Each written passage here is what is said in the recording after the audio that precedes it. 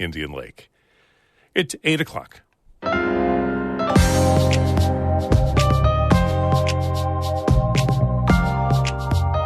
Good morning. This is Northern Light for Wednesday, November 1st. I'm Monica Sandreski. And I'm Todd Moe. Anti-Semitic hate speech and threats have increased in New York with the conflict between Israel and Hamas militants. Governor Hochul is asking the state's former chief judge to conduct a study of anti-Semitic incidents at some public colleges and universities. Jewish New Yorkers are experiencing the greatest increase in anti-Semitic hate crimes in decades. And I must ask, where are their allies now? Every year, New York State helps cover heating costs for more than 1 million households. The application for this winter opens today. Also, one of the constitutional amendments before New York voters this year would allow small city school districts to raise their debt limits to the same level as other districts. So this is another attempt to really continue with the process of providing either statutory or constitutional balance and equity amongst our school districts in the state. Also, we'll meet the woman who served as the mayor of Clayton for more than 15 years, and Chef Curtis shares a recipe with us for November. All of that's coming up on Northern Light. Stick with us.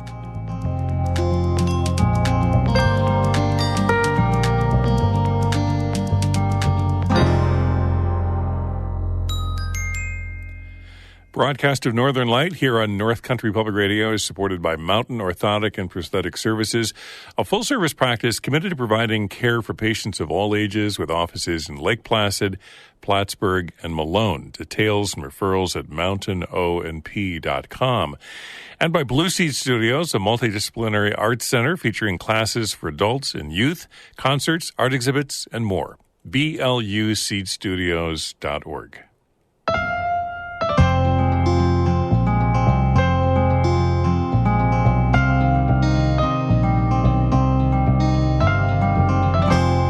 This is Northern Light. I'm Monica Sandreski. And I'm Todd Moe.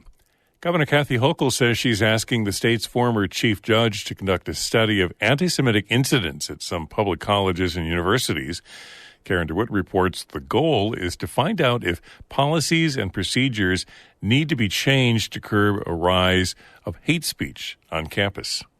Hochul, in her remarks, addressed the rising number of incidents of hate speech and anti-Jewish threats since the conflict between Israel and Hamas militants began in early October. Jewish New Yorkers are experiencing the greatest increase in anti-Semitic hate crimes in decades.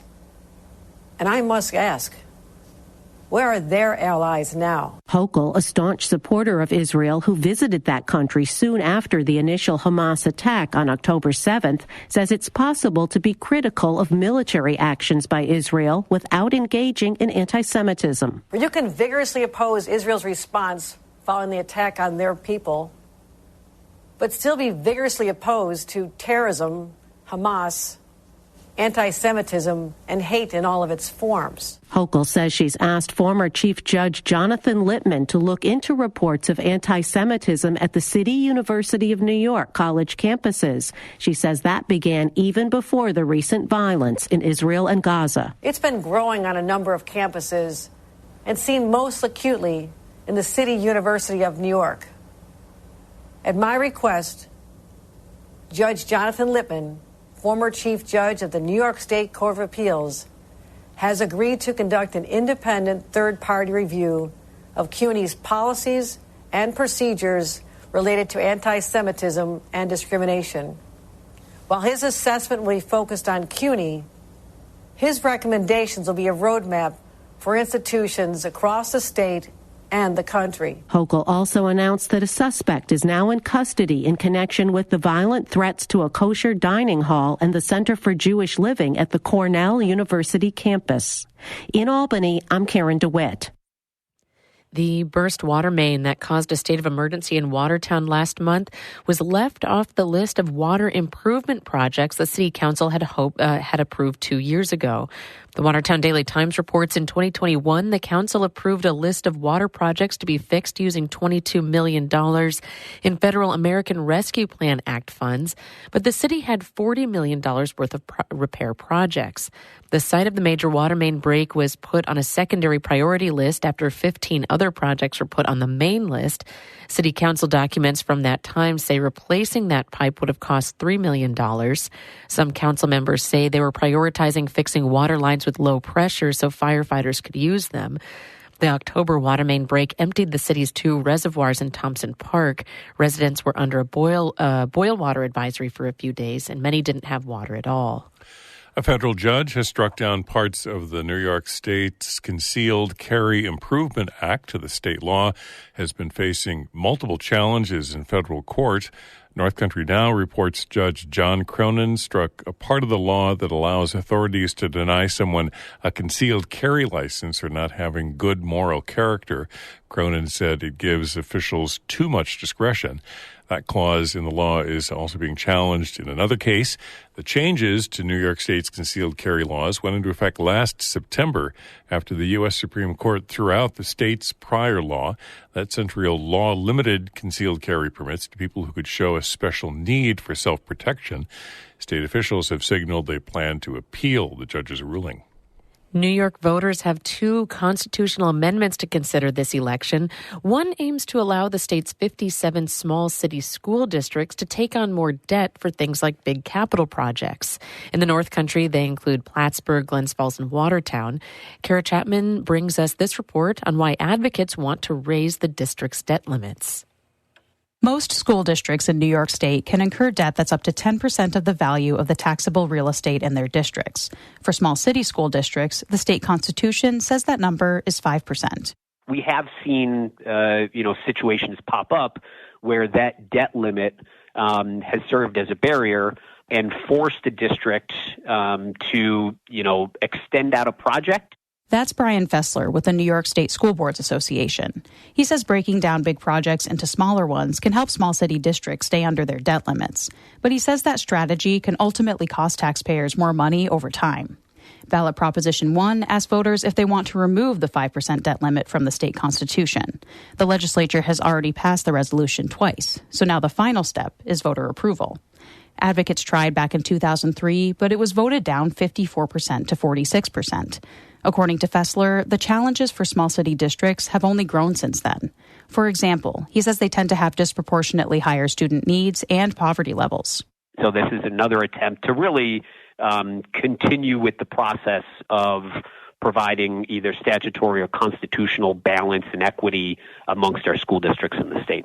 Fessler says the change isn't about giving small city districts anything extra. It's about fixing a decades-old constitutional provision. And he says places of all sizes stand to benefit. New York's small cities range in population from a few thousand people in Sherrill and Oneida County to almost 100,000 in Albany. Fessler says it's important to support the measure even if you don't live in one of those small city districts. That's partly because they educate about 1 in 10 children statewide. And you never know where you're going to end up and live and where you might raise a family. And raising the debt limit isn't just a blank check for these school districts. Fessler says the same checks and balances will remain in place. Every time a school district wants to take on debt or a capital project, they'll still have to put it to their voters for approval. There's always the check right now, appropriately, for voters to determine whether or not they support a particular capital project in these districts. The legislature is already preparing for this ballot measure to pass. It passed a bill in June that would take the next step and raise the debt limit to 10%. There is a second ballot proposal. If approved, it would allow the state's municipalities to exclude debt for sewage facility projects from their debt limits for another 10 years. Kara Chapman, North Country Public Radio.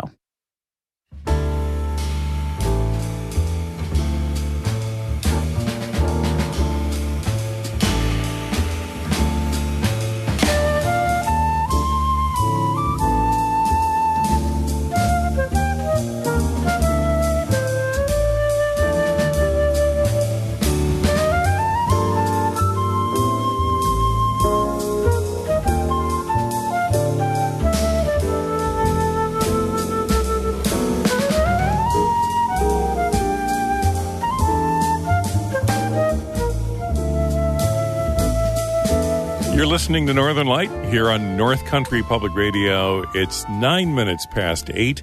Good morning. I'm Todd Moe. And I'm Monica Sandreski. It's November, the start of the holiday baking season. We'll check in with Chef Curtis Hem about his favorite Thanksgiving side dishes. Coming up in just a few minutes here on Northern Light.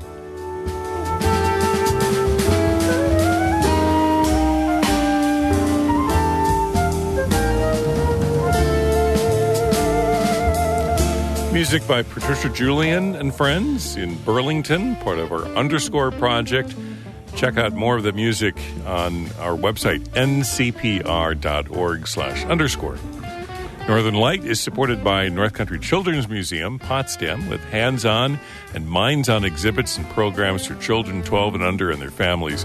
Open Wednesday to Sunday, 10 to 5. NorthCountryChildren'sMuseum.org.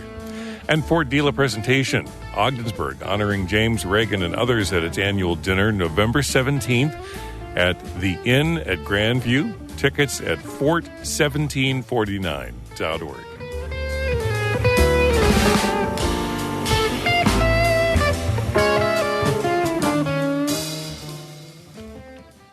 Every year, New York State helps cover heating costs for more than 1 million low-income households through its Home Energy Assistance Program. Senator Kirsten Gillibrand said in a press release last week that the state has budgeted more than $360 million for the program this year. The application for this winter opens today. Lucy Grindon reports. Anyone who lives in the North Country year-round knows that having reliable heat in the winter is non-negotiable. You can't go without it. So I think that's why it's the most important, if that's a mandatory cost. Bobby Kitts works for the St. Lawrence County Department of Social Services. She's in charge of the Home Energy Assistance Program, or HEAP for short. Lots of people in the North Country struggle to afford the fuel they need to heat their homes in the winter or to pay their electric bills. The HEAP program helps pay those bills. It provides $400 or more for eligible households that heat with electricity and $900 or more for those that heat with oil, kerosene, or propane. Program eligibility is based on income. The guidelines change every year. In the time that I've worked here, they've raised every single year. I think it's more like a cost of living adjustment. This year's monthly income cap is about $6,000 for a family of 4 and about $3,000 for people who live alone. Based on county income data from the Census Bureau, that means about half of the households in St. Lawrence County qualify. Kitts says demand is always high. About 2,000 households in the county used the program last winter. I mean, our mail increases. We're getting mail in boxes at this point. And when we open, our phone lines get really, really inundated. So we're handling more than 300 phone calls a day. You can apply by phone, by mail, or in person at your county HEAP office. When you apply, the HEAP office may also refer you to local weatherization programs that can help make your home more resilient against cold weather. Lucy Grindon, North Country Public Radio.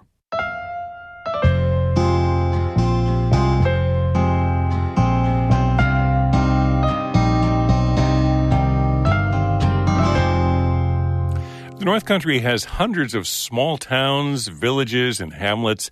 They don't have many residents, but things still have to run.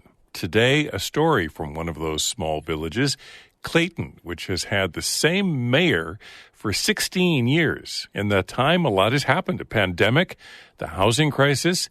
In this North Country work story, Clayton's mayor reflects on over a decade of service to her community. Anna Williams-Bergen has more. Norma Zimmer moved to Clayton over 6 decades ago. She works here, she raised her kids here. For the past 16 years, she's also been the village's mayor.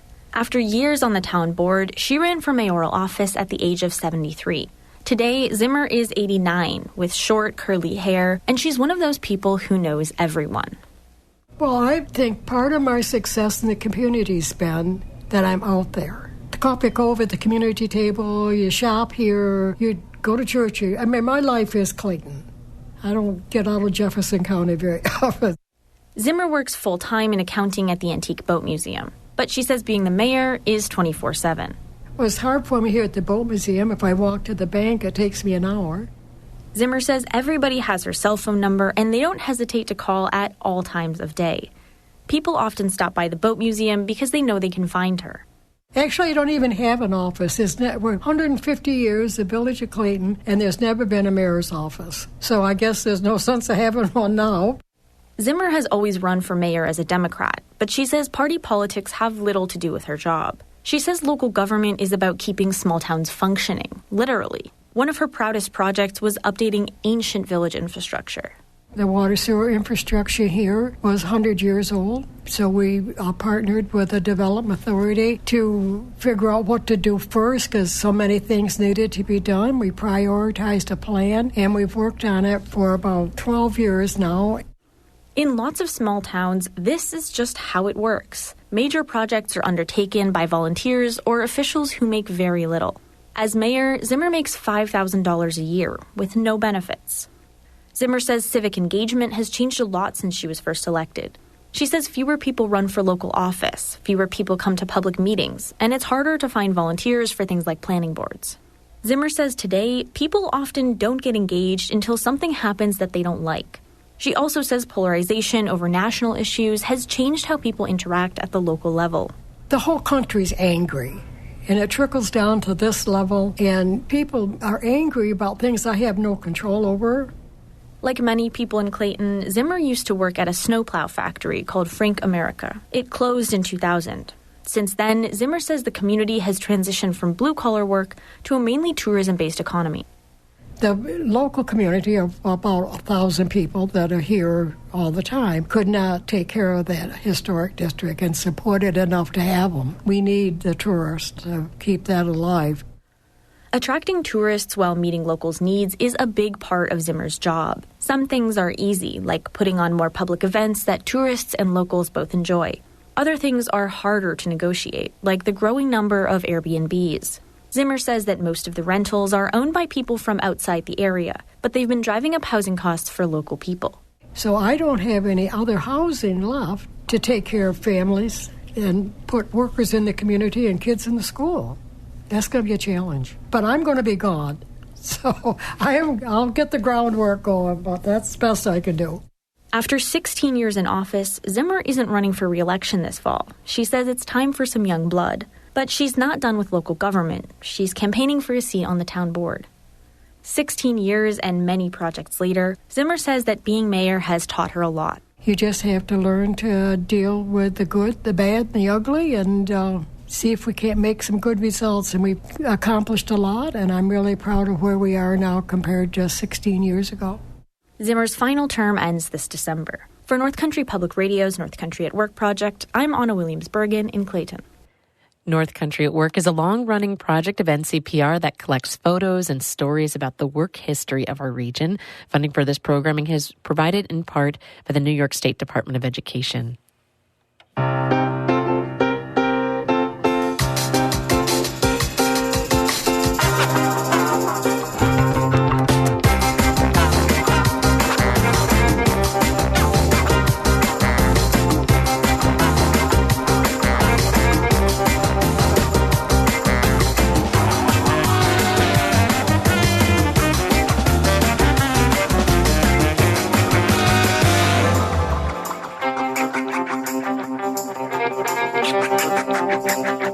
You're listening to Northern Light here on North Country Public Radio. I'm Todd Moe. And I'm Monica Sandreski. In just a minute, caramelized leeks wrapped in white ham and baked in cheese infused in cream. What could be better? We'll check in with Chef Curtis coming up. Then stick around after the show for Bird Note coming up at 8:42. But first, Todd has a look at the weather for us. A little dusting of snow in my backyard first thing this morning. I don't know about you, but it's colder today. Highs in the 30s this afternoon with winds out of the north. Maybe some snow showers again tonight as well, according to the Weather Service. Tomorrow, mix of sun and clouds with highs near 40. Same thing for Friday with highs low 50s. And then Saturday and Sunday, slight chance of some scattered showers both days and highs upper 40s, low 50s. Right now in Canton, we've got clouds, 31 degrees. For many, November marks the start of the holiday cooking and baking season. Thanksgiving is only 3 weeks away, and we're going to check in with Chef Curtis Ham a few times this month for some of his tips for the Thanksgiving meal, and that includes his favorite side dishes. Chef Curtis lives in the Champlain Valley and owns the Carriage House Cooking School in Peru, New York. He's also the executive chef at the View Restaurant at the Mirror Lake Inn and Resort and Spa in Lake Placid. For Thanksgiving, we often think about the mashed potatoes and the sweet potatoes and the green bean casserole. For Chef Curtis, it's the condiments. It's the little things that get added to the table next to the turkey. Yeah, one of Chef Curtis's favorite French dishes is leek and ham gratinere. He says the flavors of caramelized leeks wrapped in white ham and baked in cheese, infused in cream, makes a great holiday side dish. You know, at Thanksgiving, one of the challenges you have is to manage oven space. This is something that you could do pretty much on a stovetop or in an oven and then just finish last minute. I like it baked because I like how the cream develops its texture and how it kind of penetrates into the leek and the ham softens up and gives off a little bit of salinity to it. So you could do it either way. I definitely like the baked version best. So, and it's at a low temp, 350. Yeah. If it's baked at a temperature, turkey would be in the oven at. And if you had to go down to 325, just do it a little bit longer. And then maybe at the end, flash your oven up so the breadcrumbs really brown. You say that one of the challenges might be finding some white ham, and as you usually do, Curtis, you offer some substitutions as well in these recipes. This was a dish that I discovered in France 20-plus years ago, and it's one that I've kept with me. And so in France, they use jambon blanc, which is this really nice white-style ham. If you've ever had kind of a baguette and butter and ham sandwich, a jambon beurre sandwich, you know what that ham is. And it's a really nice, mild, not too smoky type of ham. It's not like a Virginia ham that's like heavy on the smoke or anything like that. So there's two local products. D&D Meats in Scioto has a ham that is very similar in style to a jambon blanc.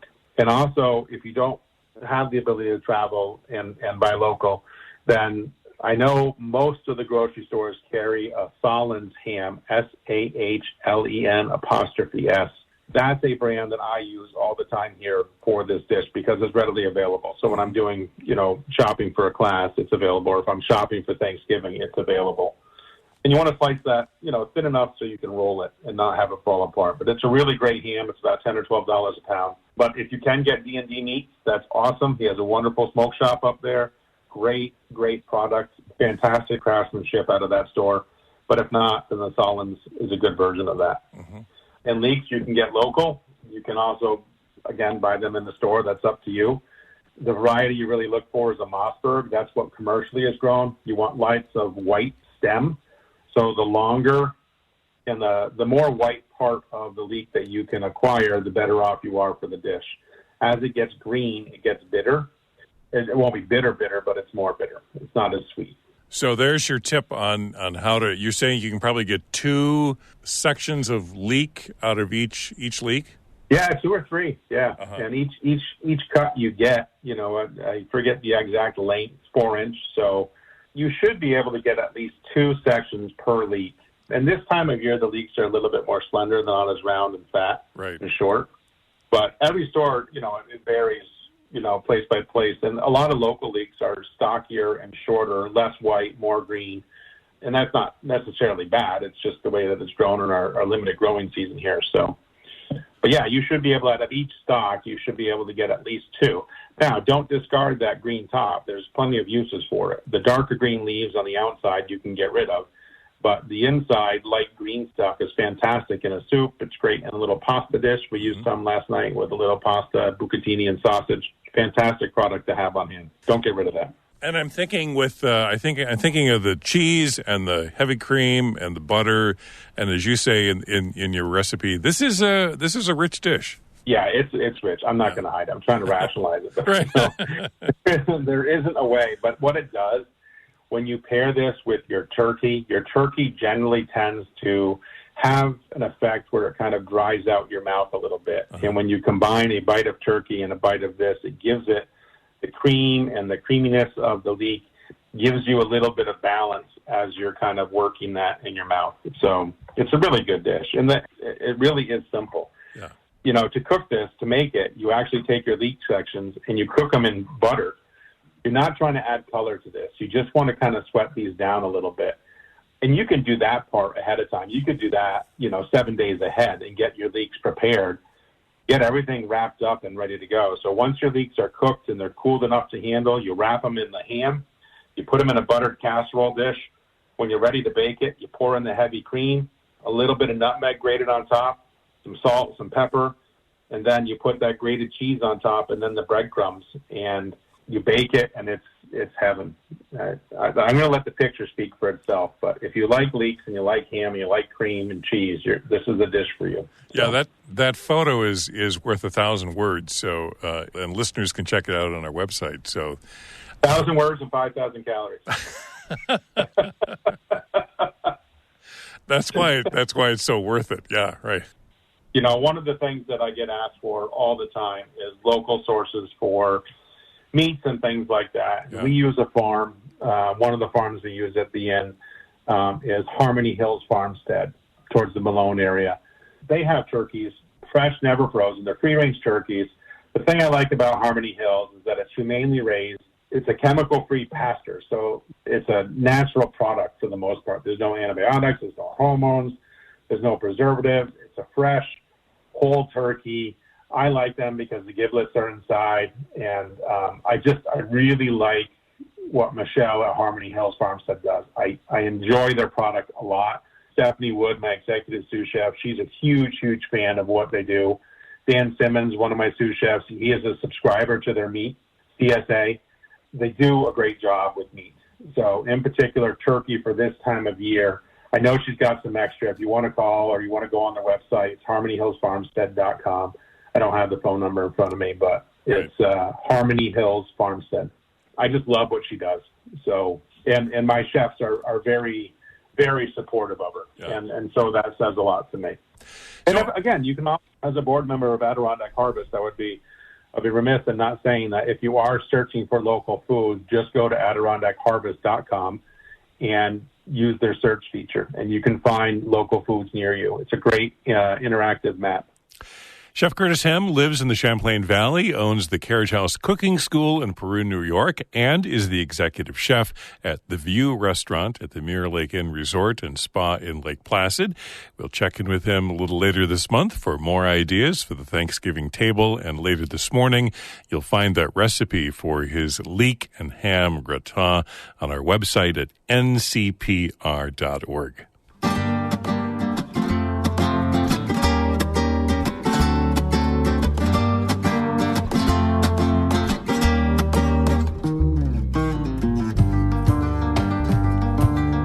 We're going to go out with a little music from Maria Zementowski. She's performing tonight, 5:30 at Saratoga Eagle headquarters in Saratoga Springs. Fabulous flamenco guitarist from the Albany area.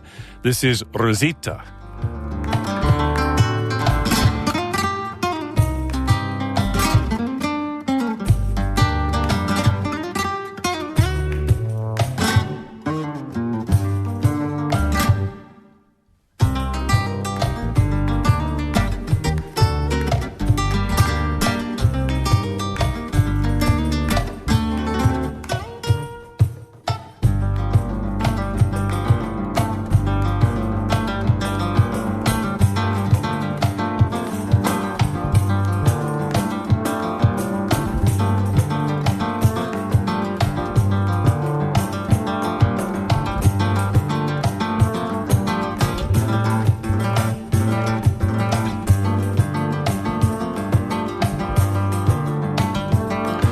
Maria Zementowski tonight, 5:30 at Saratoga Eagle headquarters in Saratoga Springs.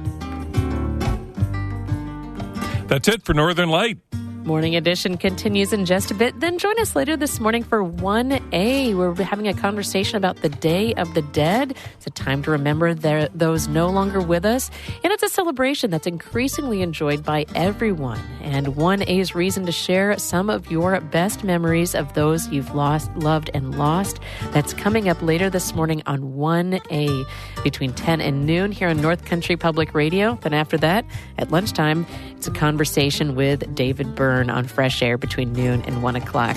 All of that's coming up on North Country Public Radio later this morning. If you miss an episode of Northern Light, never fear. You can listen back to the archive any place you get your podcasts. And while you're there, subscribe to our daily news roundup, Story of the Day, where you'll hear the biggest stories in our region and get the latest on the day's news. You can also listen live to the show every weekday afternoon at 5:48. I'm Monica Sandreski. And I'm Todd Moe. Be well.